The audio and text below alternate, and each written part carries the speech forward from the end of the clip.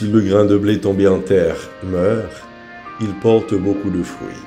Jean chapitre 12, les versets 20 à 33. Sœurs et frères, paix et joie. Alors que nous sommes déjà passés à l'heure d'été, d'autres pays le feront au 31 mars. Jésus, nous rappelons-nous, qui avait dit à sa mère, aux noces de Cana, que son heure n'était pas encore venue, nous annonce aujourd'hui que son heure est venue, l'heure de sa glorification, l'heure du jugement, l'heure de l'alliance nouvelle, comme annoncé par le prophète Jérémie. Voici venir des jours où je conclurai avec la maison d'Israël et la maison de Juda une alliance nouvelle. Jérémie chapitre 31, le verset 31. Oui, Dieu ne garde pas rancune, il veut nous renouveler et renouveler son alliance avec nous. C'est une nouvelle étape qui commence. La loi ne sera plus inscrite sur des tables de pierre, mais dans le cœur des hommes. Je serai leur Dieu et ils seront mon peuple. Il s'agit là d'une appartenance réciproque, une intimité liant Dieu aux hommes et vice-versa. L'alliance avec Dieu est unique, mais elle se déploie dans une triple dimension, universelle, individuelle et particulière, qui rejoint chacun de nous dans toutes les dimensions de son être. Elle est là depuis la création du monde. En Adam, Dieu a fait alliance avec l'humanité, ensuite l'a renouvelée avec Noé, la nouvelle création. Donc c'est une alliance universelle. L'alliance emprunte aussi le chemin d'une rencontre avec chacun de nous, de manière individuelle, comme avec Abraham, Isaac et Jacob. Elle est individuelle, liée à la foi de chacun d'entre nous. L'alliance se vit aussi avec un peuple élu et aujourd'hui avec nous, le peuple des baptisés, le peuple de Dieu, l'Église. C'est une alliance nouvelle et éternelle.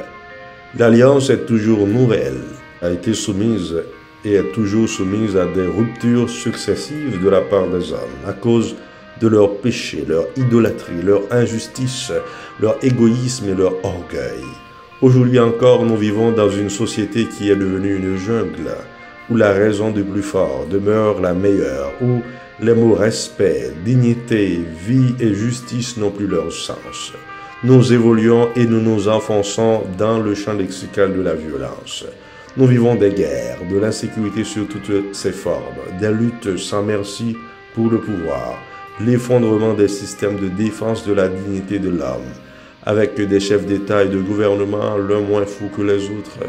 Nous vivons dans des structures de péché qui nous urgent plus que jamais en ce carême à la conversion immédiate et permanente. Donc, dans l'Ancien Testament comme dans le Nouveau Testament et aujourd'hui encore au temps de l'Église, cette alliance est sans cesse à renouveler. Cette alliance jamais rompue par Dieu est toujours à renouveler et rénovée par les hommes, est aussi nouvelle qu'éternelle. Scellée sur la croix, elle est le signe du jugement salvifique de Dieu sur notre humanité. C'est l'heure dont nous parle l'évangile de Jean, l'heure du jugement, l'heure de la nouvelle alliance, que nous nous sommes préparés à accueillir par le carême et la semaine sainte à venir. Fini le cycle des sacrifices d'animaux sur un autel consacré à Dieu qu'il faut renouveler à chaque fois. Le sacrifice de la croix scelle cette nouvelle alliance en Jésus-Christ et lui donne un caractère définitif. Nous partageons cette prière, ce désir des Grecs. Nous voudrions voir Jésus. Voilà une prière que nous pouvons faire nôtre.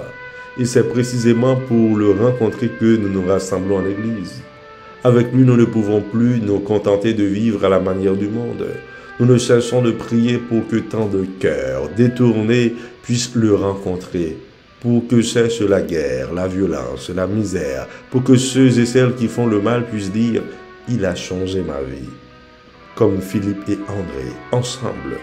Notre vie doit conduire les autres au Seigneur. Nous aussi, nous devons entendre les désirs profonds des hommes d'aujourd'hui qui se perdent. Ils sont nombreux, ceux et celles qui doutent et qui cherchent Dieu.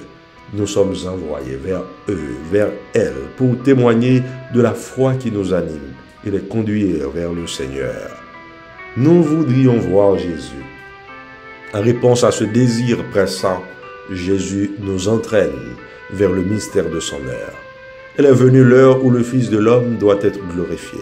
L'heure c'est celle de sa passion, de ses souffrances, de la croix et de la résurrection. C'est sur la croix qu'il reçoit sa gloire. C'est le mystère du Fils de Dieu qui sera révélé. Amen, amen, je vous le dis, si le grain de blé tombé en terre ne meurt pas, il reste seul. Jean 12, 24. Il est ce grain de blé qui meurt en terre pour donner beaucoup de fruits. Sa mort est devenue semence de vie éternelle pour tous ceux, pour toutes celles qui croient et qui croiront en lui.